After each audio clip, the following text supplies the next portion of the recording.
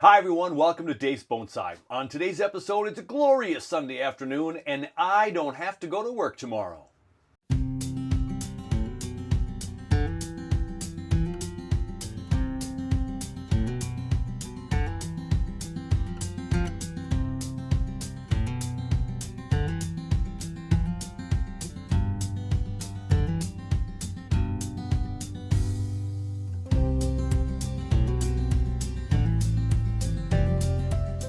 Welcome in everyone to the passive solar green frame on a glorious Sunday afternoon. Yeah, it's approaching 80 degrees again. The sun is out, a nice breezy day today, which is kind of why I'm in here. We're going to keep out of the wind and make sure that the sound is a little bit more, livable for you all. Now, we got a whole bunch of things to cover today, but before we get started, well, the best part of the day is, well, I don't have to go to work tomorrow.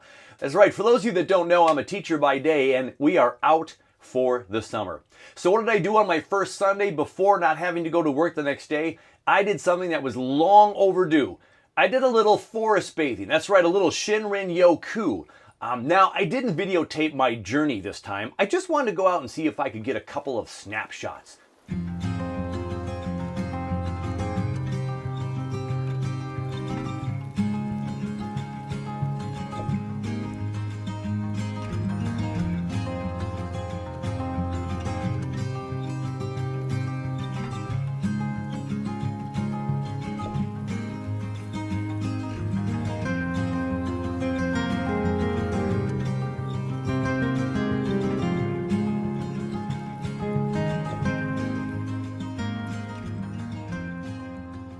Breezy day, kept the bugs away, just hanging out on some of the benches and seeing some wildlife. Now, that area where the mallard duck photo was taken, I've taken pictures there before, but it was all dry in the middle of summer. We've had so much rain.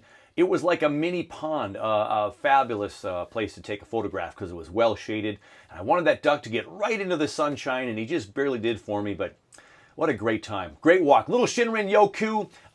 You know what? I haven't shown you a Shinrin-yoku in its entirety, so let's do that. We haven't done this in a long time. So Shinrin-yoku, a little forest bathing. I want to do this a lot more during the school year because we all need to get out and just be in nature. I think it's so healthy for us, and I believe in it immensely. But I haven't shown you one for a long time, so let's catch up on one of those. This takes us back to 2016. Toby and I, on one of our original trips, our original road trips, up to the Superior Hiking Trail, up past Duluth. Check out this Shinrin-yoku.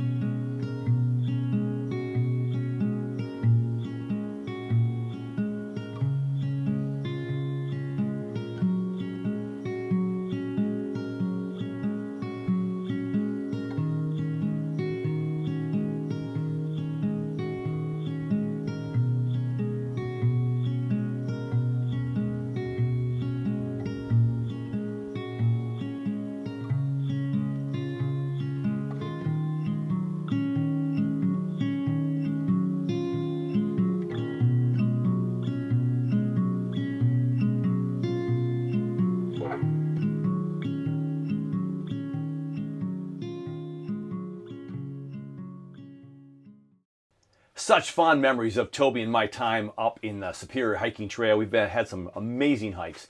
A minute there of some photographs as we were in nature. A little forest bathing for you today. Now, before we get to the tree of the day, the Portulacaria afra, we are going to talk about one more thing, and that's Bonsai Acres. I went out to the tree farm today to check out Bonsai Acres, and it was so overgrown that I couldn't really show you any trees, and it was so sunny and just shadows but I would have had a weed for probably a half an hour just to show you a couple of trees. See if you can find a pine tree in there. I doubt you can. But some of them are getting very, very big. So later on this coming week, on my first week off of school, we're going to head back out there. We're going to cut the grass, and then I'll show you some updates on the trees out at Bonsai Acres. Oh, and by the way, a quick shout out to my big bro Bry. He's out in upstate New York, and he and his wife Erica have been running a really fun, well, it's a place to go grab a beer and have some amazing bread. That's right, it's called Weiss Ferments. If you're in the upstate New York area, near Gilboa, New York, that's where you'll go. Gilboa, New York, to go see my brother and taste some of the amazing beer that she is making, Erica, and then the bread that my brothers make. Right here, yeah. Weiss Ferments, a little sourdough bread there for you. I don't know if you can read the shirt or not. Eat sourdough. Yeah, if you're up in the upstate New York area, check out Weiss Ferments. All right, now we need to get to a tree. So, let's show you the tree we're going to work on today. It's a PA. Here we go. So this is a Portulacaria afra that I wanted to work on today right at the end of the school year because my students, because some of them watch the videos, have a part of this video. So earlier in the school year, around September, first part of October, I took a whole bunch of cuttings from this PA. We'll give it a 360 here for you while I talk. This PA had a whole bunch of long growth on it up at the top, and I totally cut out a whole bunch of cuttings. Now it wasn't quite enough for all my class and all my students, but I had other cuttings from a couple other trees. But most of the folks in my math classes got the cuttings from this tree. As a matter of fact, let's show you a snapshot from early in the year, all the small PAs in their mini pots for the kids to work on throughout the school year.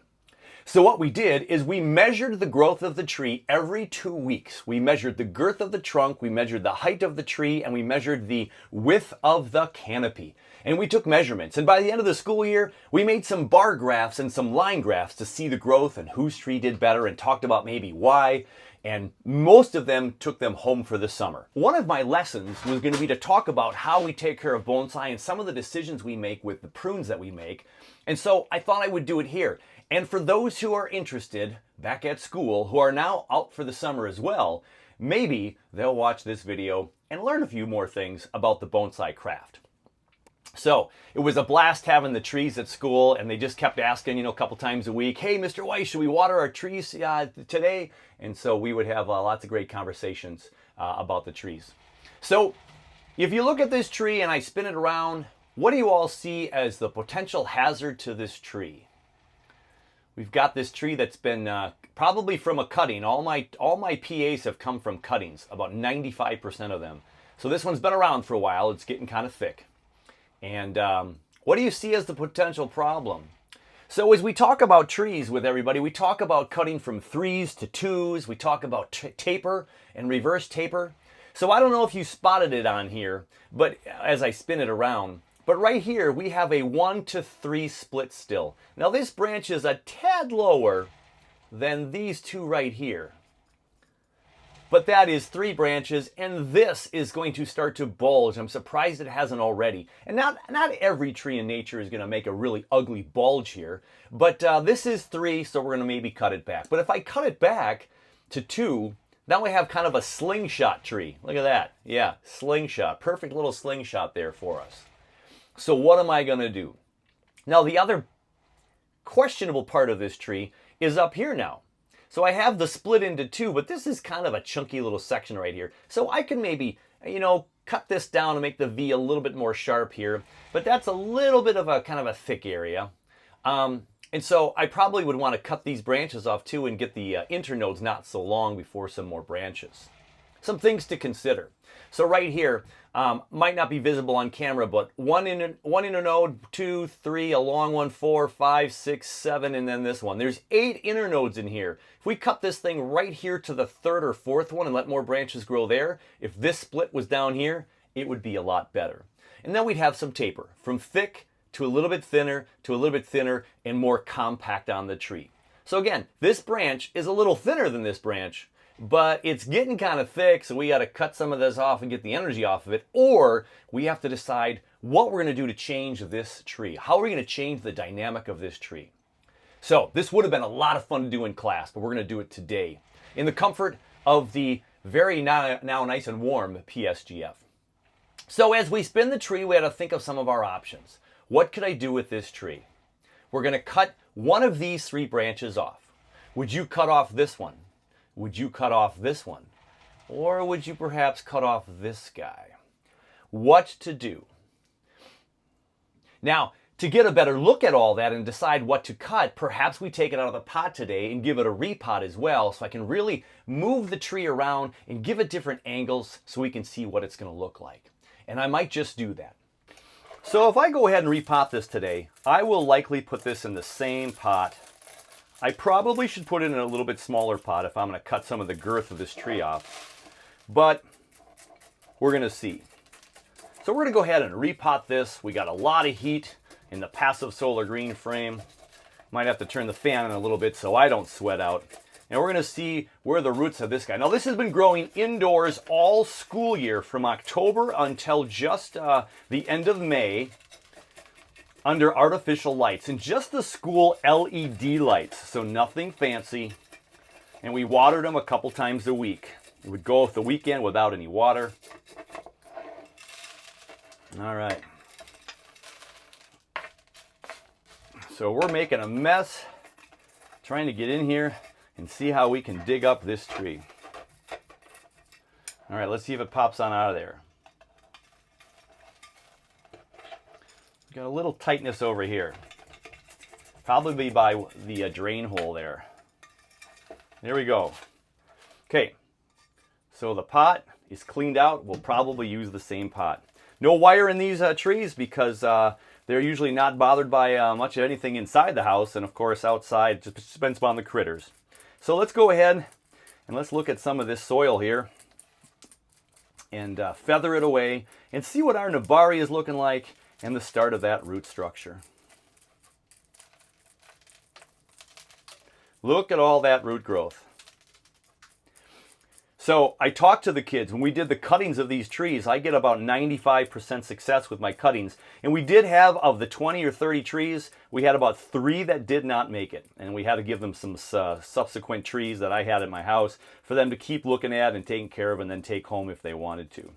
So look at all the roots on here. And of course, when we start with PAs, they are nothing on a cutting. There's nothing. We have very few roots to work with. And then they turn into this. So that is fantastic to see. So let's go ahead and give this a little a trim here on the roots, because we know right away that we want a profile 360-degree root growth, that I'm just going to go ahead and cut some of these longer ones just right down to size right away. And then when you cut a Portulacaria afra and you cut the roots off specifically or defoliate, you don't have to water this thing for a while because all the water is up in that foliage, and if you cut these damaged roots and then water the heck out of it, you might have some root rot that might develop on your tree. So the reason I want to repot this one before I make my decision on which one of those to cut is because I want to see a couple different angles that this tree could provide.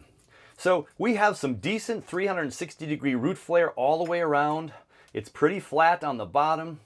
And again, we're just going to untangle some of these roots to continue. Anytime you repot your trees, regardless of the time of year, if you're going to repot it, in spring with most of our trees are deciduous and conifer trees, or if you can do it in the summer with our tropical trees, or for me sometimes 365 in the plant room with these PAs, you're just going to go ahead and you're going to try to work through those roots so you get the best root flare possible.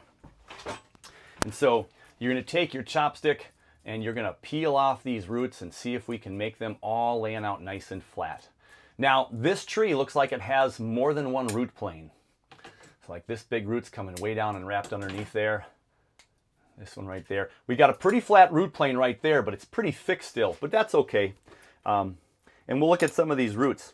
So this guy right here is coming over here and almost girdling the tree here a little bit. I just want that thick one off right now. We're going to leave the rest at the moment. I almost wonder if I can get... This one's coming up and going down, and I don't know if I think I'll maybe keep that for now. I don't mind it. I like exposed roots. And we'll cut that off maybe later if we need to. And depending upon my final design, I'll decide if I want to keep it or not, because I got to see how this is going to go. So there's our tree, and now the decision. How are we going to put it into our pot?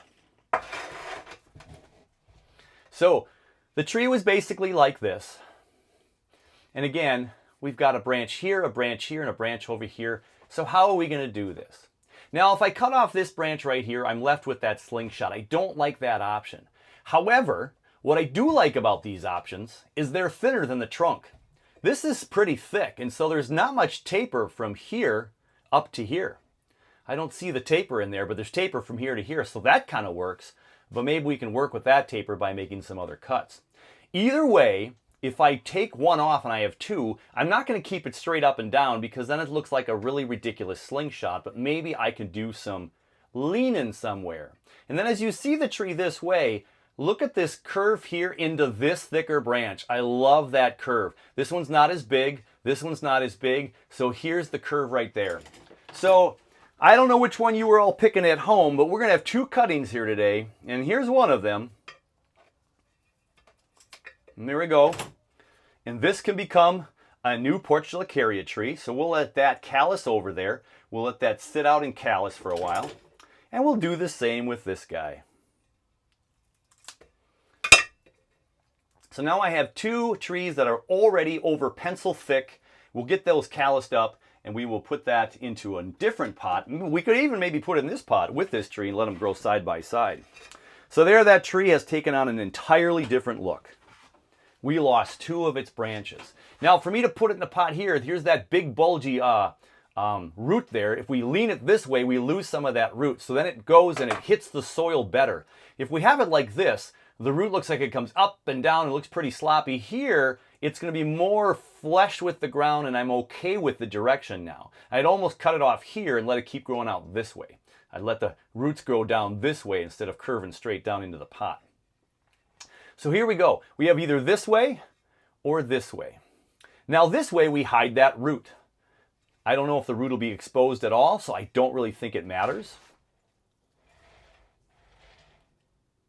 But this seems to be a more inviting side right here to be the front. And if we twist it a little bit, we've got these two branches here. So 1 to 1 to 2 up here. But then do we cut off one of these guys to thin this thing out and make it not look quite so thick and bulgy right there? Because that's being a bulge. And look, there's a little guy right there trying to grow. We could leave him there for the moment if we cut this whole branch off here and go for this guy. Because then we have thick to thin to thinner, and we cut this whole guy off. And lo and behold, I think I'm going to do that. And now I have a third Portulacaria afra, a cute little mommy size that's already thick and got girth. So there's our cut and there's our new tree. We'll plant it at an angle like this and it opens up and warms up to us. We'll leave that there. So let me cut up some of these wounds a little bit. I don't like how thick this is with this branch here, so we're going to go ahead and cut it even deeper. That little branch is not going to survive. And we'll clean this out with a fresh wound. And then get rid of some of that bulkiness. And there's that one up top.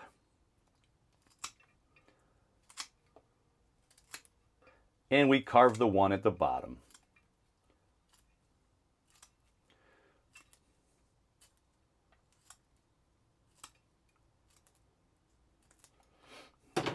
And let that thing heal. Okay? So now we have a tree that we can slant like this, and we've got this curve up this way, and then the tree's going up this way, and then kind of coming back this way. And we can leave all those other branches there for right now. And as a matter of fact, yeah, we could probably leave most of them now. We'll maybe trim this one off. I think we'll just leave it as is, just like that. So we need to put the soil on here and put it back in there. Now, however, I noticed a little bit of a wound here from this root. It's got a little bit of an edge here. So I'm going to go ahead and trim that off a little bit and score that. And maybe we'll get some more healthy roots that can grow from that section as well. So let me put in some of my recycled bonsai soil. Let me find my tree. And it's curving up this way, so we're going to put a little bit more to the right side of the pot there, right about there. And we want more soil here so it'll keep it up in its shape, right, like that. Spread out those roots real nice for us.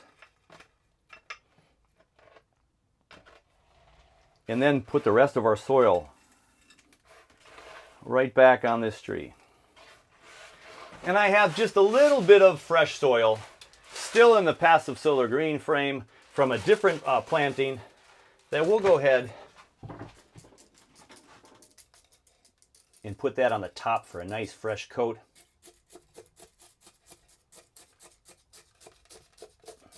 And now if I'm worried about this moving a little bit, I can go ahead and put some of my rocks from my yard on here, and we'll get this thing nice and feeling secure. Now again, I'm not going to water this because we cut a lot of branches off and we cut a lot of roots off. So we don't want to cut our PAs and then go ahead and douse them with water. Otherwise, the water would also hold this into place real nice. So I go ahead and I'm tamponing down some of this dirt, getting it through those roots a little bit. So there's our tree in the pot. We got a really nice slant coming over here, and maybe this guy right here could come around here and we could have all kinds of fun, but it's got some nice movement in that tree now.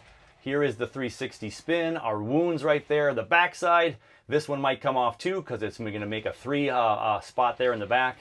But there's our little tree as the sun comes in and changes its angle in the PSGF. The PA from school, the students won't even recognize it. And then on top of it, we're going to have 3 new bonsai with these guys right here. So again, I could stuff one right in here and see if it grows right next to it. I may do that. Or I'll get a separate pot and put all 3 of those in a separate pot. So there we have a Portulacaria afra prune after the students and I let it grow indoors all year long. Can't wait to see what happens by the end of summer with this guy. Well, that was great. It's getting a little steamy in here, so I had to open up the door. We're going to turn the fans back on. We got to cool this place off. And if it's getting close to 2 o'clock, these are going to go off any second. I'm going to get all wet.